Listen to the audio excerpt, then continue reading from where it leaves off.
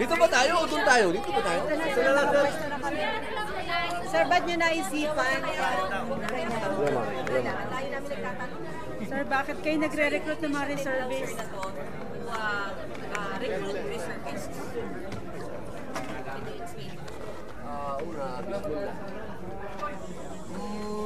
Maraming dahilan. Unang dahilan siguro dahil gusto ko maging hindi naman ito bago sa akin. Matagal na itong gusto namin gawin. Hindi pa ako senador. Ngayon na senador na ako, meron ako sa palagay ko, meron akong kapangyarihan na kasi ito naman, nasa konstitusyon naman ito na diretsyahang usapan. Naiinip na ako dun sa mandatory ROTC bill. Sobra na akong naiinip. Kaya gumawa na lang ako ng sarili kong diskarte, katulong ang opisina, tsaka ang Senado, na magawa na kahit man lang dito sa Senado, maumpisahan natin yung citizens military training. Hindi lang naman sa usapin ng gera o ano, kundi pati sa calamities, yung mga emergencies. Dito, ilang beses tayo rito nagkakaroon ng mga earthquake. Kukonti lang ang usaa para sabihin natin sa 2,000 empleyado, kukonti lang yung usaa para pangatawanan yung safety natin. Para sa akin, dapat lahat tayo dito handa. Kung ano man yung pwedeng mangyari, handa tayo. Marami po ba nag-express ng interest, sir? Sorry, natutuyo yung ano ko, fasting sorry kailangan bumuelo. Marami pong naghayag ng interest na sumama dyan sa inyo. Ngayon, magandang balita po. Ang target ko kasi talaga 300, pero as of the moment, Ilan na po?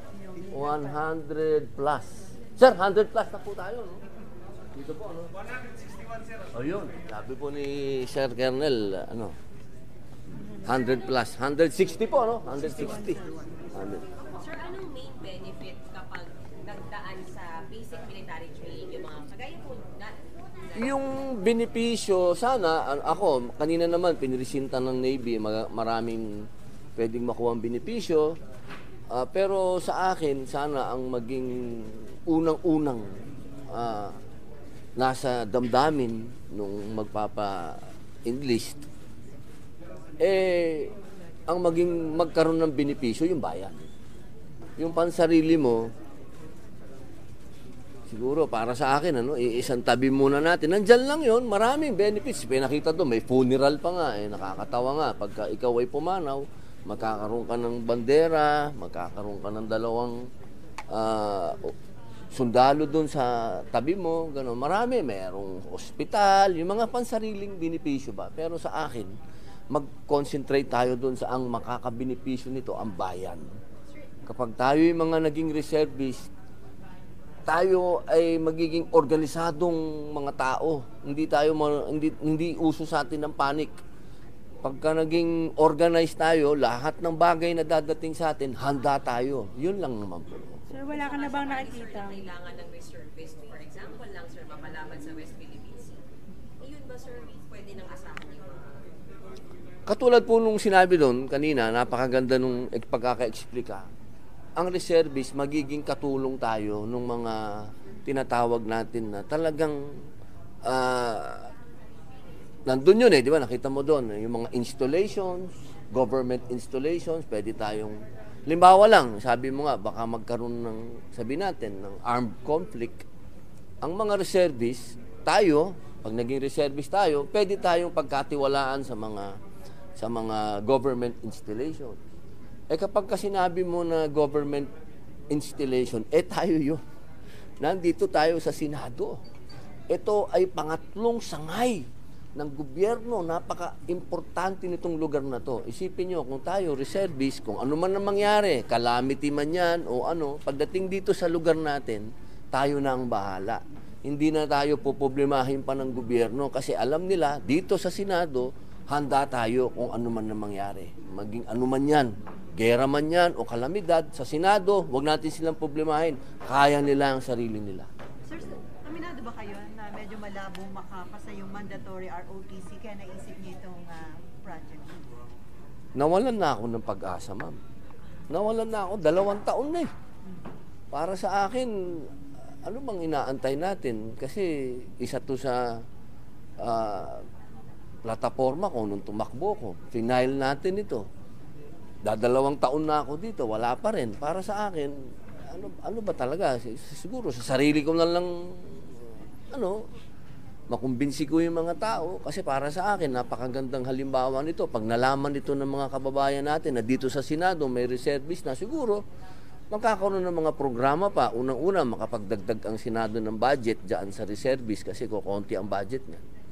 Sana makadagdag kami ng budget doon para makapag-engganyo pa tayo sa maraming lugar.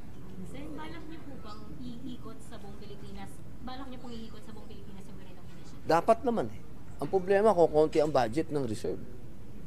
Siguro, pagka magbukas tayo ng mata ng ating mga kasama, hindi lang dito sa mataas na kapulungan, pati dun sa malaking kapulungan, sana tingnan nila ito na yung reserve, napakahalaga. Unang-una, ito nasa konstitusyon ito. Ang linaw dun sa konstitusyon. Sana, dagdagan natin ng budget. So kaya limited to 300, hindi nyo kaya ng AFP pa sa budget? Kulang pa yung nag-apply. Baka second batch. Gusto ko talaga 300 para, kasi Spartan ako eh. Sir, outside the Senate, saan po sila pwede mag-apply? Anyone po ba pwede mag-apply as reserve? Opo, meron pong pinakita kanina do, meron po talagang opisina ang reserve force natin. Lahat po ng service. Meron pong may Army, merong ito po Navy, may Air Force, lahat po 'yan may opisina para sa reserve. Napakahalaga po nito. Nandun din po, meron din po nilagay itong kanina, meron din sa mga lugar sa mga probinsya, sa mga city na diyan. Open na open po ang pagre-reserve. Kaya lang po meron mga qualification. Kaya sana, para nga po nasi-save yung time natin sa mga qualification na yan, na dapat magkaroon na ng mandatory ROTC. Kasi pag ROTC ka, automatic reserve ka.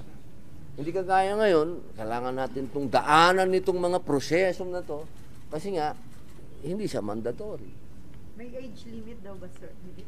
Ang ganda po nung sinabi kanina nung ating tiga Navy na ang pagka-reserve talaga 18 to 62 yata, 65. Oh, at kung kaya mo pa, pwede ka pa. Oh, ang ganda nun kasi alam niyo pagdating sa pagsisilbi sa bayan, walang age limit 'yun. Kasi pag sinabi natin pagtatanggol sa bayan, tandaan natin pagtatanggol yun sa sarili natin. Para huwag tayong maging alipin uli ng kahit na sino dyan. Yung akin lang, huwag na nating asahan yung iba para ipagtanggol tayo. Kaya naman natin. Nandito na tayo. Oh. Ang ganda ng sinabi ng Navy kanina, kami, mga edad namin, konti na lang ang time. Sabi ko sa kanya, boss, kulang yung speech mo doon. Ano yun? Sabi mo kasi wala na rin energy. Pag itong edad natin, wala nang retreat to. Kasi wala ka na rin energy mag-retreat eh. Itong edad namin na to, palaban na to. Tayo, boss, ikaw. Huwag kang mag-deny, magkaedad tayo. Sir, sa ba nagtingin sa'yo? Doon sa pa-explain lang po, doon sa training ng reservist, ano yung mga dadaanan nilang possible training? Ano po, sabi naman po, basic eh. So, siyempre, pagka-basic, tuturuan ka kung paano maging organisado. Kung paano yung chain of command. Kasi dyan lang uumpisa ang pagiging disiplinado tayo. Alam natin kung sino yung namumuno, kung sino yung susundin natin, at ano yung gagawin natin. Yun ang first. Physical training. Kasama yung physical training. Kasi physical and mental training ito. Kailangan magkaroon tayo ng kasi sa atin, uso sa atin, marami dito sa Pilipinas, puro leader.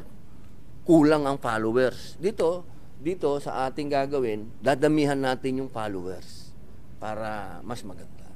Sir, yung mga staff nyo nire-require nyo na mag-apply as Pinipilit ko sila kasi nakakahiya naman Hindi yun. mandatory, sir. Oo. Yun sa amin mandatory. Mandatory po, sir. Oo, mandatory. Joel. Oo, Lieutenant Colonel. Sir, other issue? Sir? Sige na, other issues na. Alam ko naman, gusto niya na dun. Hindi ko na nga alam kung ano yung sasagot ko na. Sabi ko na lahat eh. Ano ba? Okay. Sige, tita. Huwag na kayo mahiya.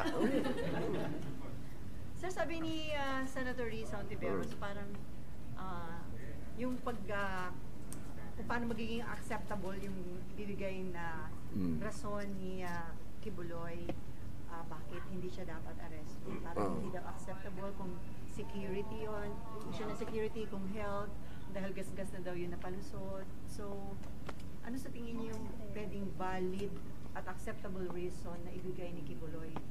Bakit hindi siya dapat issue naman?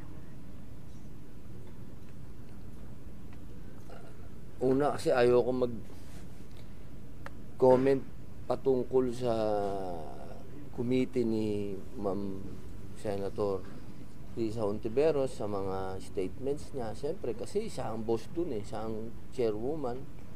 Pero siguro bilang member niya, ang hihilingin ko lang, at sinabi ko naman dun sa privilege speech ko, tsaka dun sa letter, na yung due process, bigay natin kay Pastor Kibuloy. Isa na dyan yung show cause order. Nagpapasalamat naman tayo sa sulat na natanggap namin na inilabas ni Senator Risa Ontiveros. Nandun din nakapirma si Senate President. So lahat naman ito, ang magandang balita doon, dumadaan doon sa procedure na nakalagay sa Senate procedure, di ba? Yung akin lang, mahirap lang yung mga statement, kasi pag ibigay ka ng statement, sasabihin mo, itong dahilan na to, nabasa ko yun eh. Pagka sinabing medical, hindi tatanggapin. Kapag sinabing security, meron naman. Yung mga pwede bang sabihin ng isang magbibigay ng show cause order, parang sinabi mo na hindi ito katanggap-tanggap, parang nawawala yung due process. So sana marinig muna natin. Humihingi tayo, sumulat tayo uli sa chairwoman na sana mapagbigyan tayo na marinig natin kung ano yung sasabihin ng partido ni Pastor Kibuloy. Sana magsagawa pa ng isang hearing para marinig natin. Kasi pagka puro statement, yung amin lang, sana gusto namin sa hearing namin marinig para maging official. Sir, paano kung magtawag ng hearing pero ayaw talaga mabatin, sir, ni Kibuloy? Ako'y hindi abogado ni Pastor Kibuloy. Ako'y sumusunod lamang sa procedure ng Senate. So kung ano yung pwede kong gawin sa loob, sa loob ng procedure ng Senate, yun lang ang pwede kong gawin. Pero para ako ay tumayong abogado ni Pastor, hindi. Siyempre ako'y nasa loob pa rin ng Senado, ang institusyon pa rin ang dapat masunod. Kailangan lang nating gawin lahat kung ano yung sinasabi ng proseso. Sir, Kasi maganda din naman na naririnig ng taong bayan yung dalawang naratibo. Kasi yan demokrasya to eh. Sir, so you also believe that he needs to appear para marinig din siya ng mga senador? Ako, naniniwala ako sa dalawang punto. Una, si pastor ay napag-iinitan. Pangalawa, meron problema sa security. Kasi ako lang, alam ko na sa komunista lang meron na siyang security problem. Kasi talaga lumaban sa doon. Para sa akin, kung mapapayagan sana magkaintindihan. Kasi ang nag-uusap ngayon dito, hindi naman ako tsaka si pastor Ang nag-uusap dito ay ang komite ni Senator Risa at ang legal silang dalawang nag-uusap. Sana magkasundo sila na yung hinihingi ng narinig ko naman sa ibang senador. Narinig ko si Senator Binay, narinig ko si Senator JB, narinig ko si Senator Lapid. Sinasabi nila virtual. Sabihin, online, ganun. Siguro, para sa akin, baka pwedeng i-offer yun silang dalawa na mag-usap. Kasi hindi ko naman nakakausap si pastor. Hindi ako abogado ni pastor. Ako isang senador na pinaiiral ko kung anong nasa procedure ng rules ng Senate. Sir, bakit po nasabi niyo na napag-iinitan? Totoo naman, pambihira. Ikaw naman, boss, may hearing sa House, may hearing sa Senate, may hearing sa DOJ, may hearing sa Amerikano. Pagka hindi ka pa naman pinag-iinitan nun, ewan ko na. Sir, are you not bothered? Kasi parang nababash ka rin sa social media Ah. na dinidepensa nyo daw isang tao na inireklamo ng pang-aabuso o pang-rape ng Hindi ko mga po siya, babaeng- hindi, lilinawin ko po. Iba po yung depensa. Trabaho po yan ng abogado niya. Hindi ko po ito pong ginagawa ko, ito ay demokrasya. Kailangan nating daanan ito. Para sa akin, itong taong ito, may karapatan siya ng due process. Yun lang naman. Kailangan siyang dumaan. Kung ano yung dinadaanan ng lahat, kailangan niyang daanan din. Hindi naman po pwede na wala pa tayong judgment na sino ang may kasalanan o kung sino ang may ginawa, kung sino ang nagsasabi ng totoo. Lahat tayo may judgment na. Sayang naman ng binabayad sa atin ng taong bayan. Kaya tayo nandito, proteksyonan ng demokrasya. Sir, you mentioned pinag-iinitan. But Apo. before this thing happened, meron na siyang kaso sa States. What can you say about that? Siyempre po, alam naman, Ano yung kaso niya sa States before? opo, hindi naman, ako din po, hindi ko po alam kung ano yung mga kaso na yan dahil hindi po ako abogado ni Pastor. Katulad po ng sinabi ko, ako'y nagsasalita, una bilang isang senador, pangalawa, itong taong ito, kasama ko ito, laban sa mga komunista. Kung kahit naman sino, sa palagay ko, nakilala mo yung tao, teka, kilala ko to kasama ko to na nakipaglaban sa komunista, sa mga armed, alam naman natin, hindi naman kami nagsisinungaling, open naman yung mga ginawa namin, mapapanood naman ninyo, makikita din nyo yan si SMNI, magkasama talaga kami. Ngayon sa pagkakataong ito, nawala na si PRRD na lumaban din sa armed struggle. Itong tao ngayon dadaan sa ganito na hindi man lang ako magsasalita. Senador din naman ako.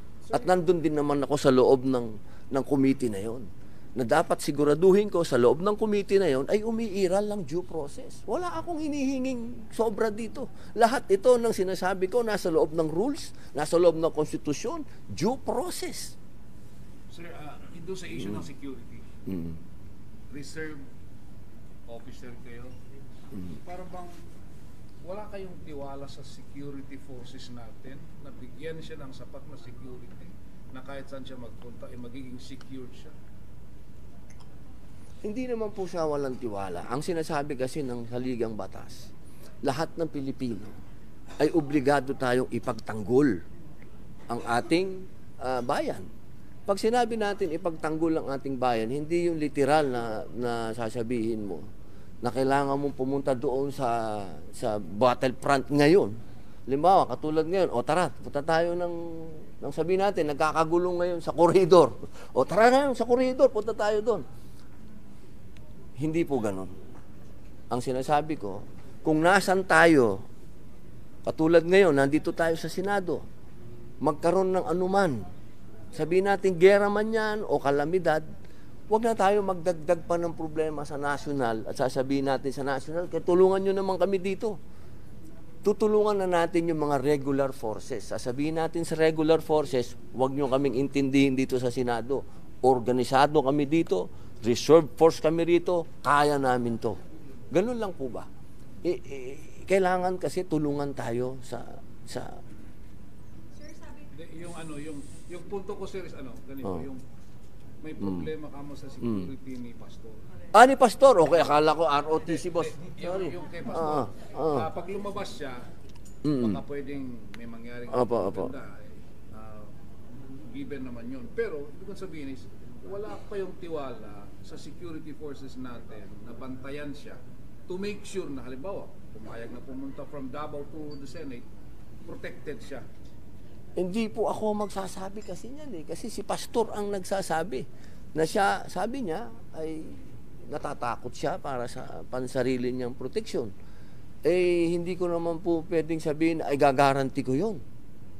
Na, Pastor, okay ka? Hindi ko gagawin yung na yun, obligasyon na yun. Kanya to, karapatan niya yun. bilang nasa Bill of Rights natin yan, mga kapatid ko. Pwede niyang sabihin yan na hindi ako safe. Kailangan natin respetuhin ang karapatan niya. Hindi po pwedeng lahat tayo, tinuturo na natin siya na may kasalanan ka na. Wala pang sinasabi ang korte. Teka muna, di ba? Renda muna tayo, mga kababayan. Meron din siyang Bill of Rights. May karapatan siya. Bigay natin sa kanya ang due process. Sir, as a senator, ano magiging impact nito? Kasi sa Senate si former President Aquino pumunta dito. And then, ito, magtatagumpay tayo na hindi mapunta si Pastor Kibuloy. Anong impact nito sa integrity ng Senado? Hindi. Kailangan gawin po ng Senado ang lahat.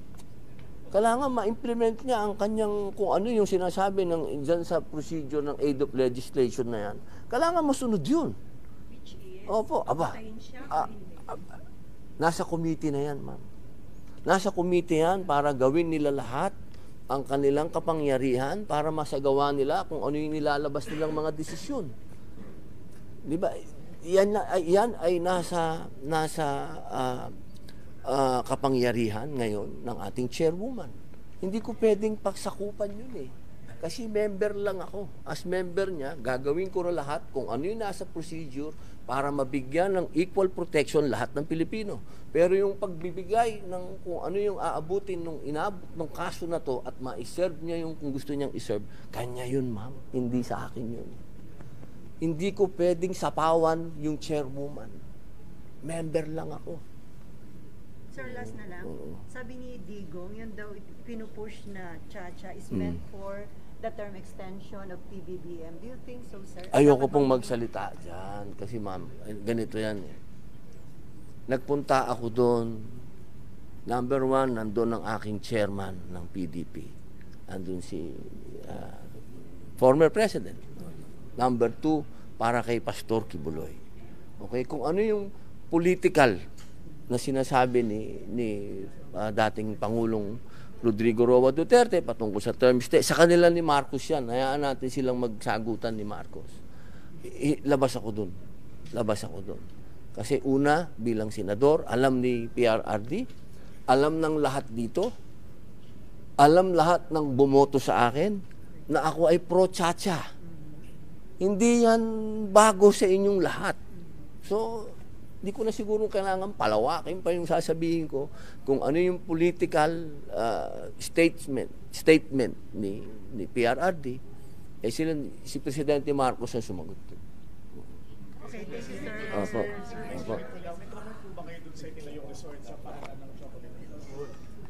Una, medyo naguluhan ako doon. Kasi di man ako pwedeng magsabi ng against ako o hindi Kasi siyempre gusto ko madinig muna yung mga tiga-Bohol. Pero isa lang ang masasabi ko, naguluhan ako. Kasi nakakatawa naman yun. Parang, kasi ang ganda kasi ma-preserve yun di ba? Kasi para sa akin, reserve, reserve area yun.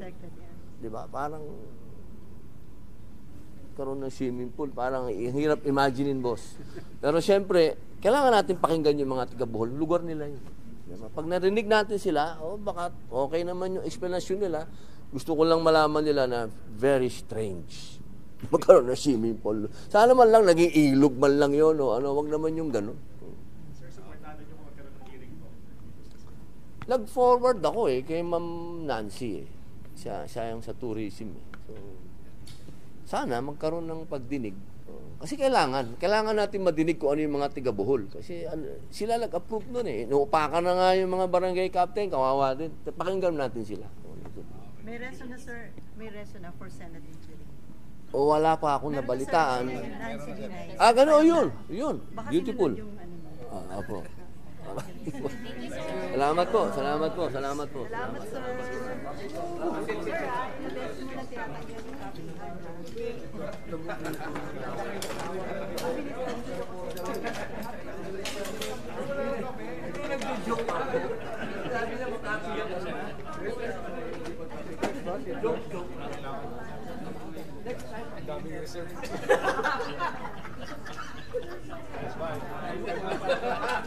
Kala ko magkaibigan tayo.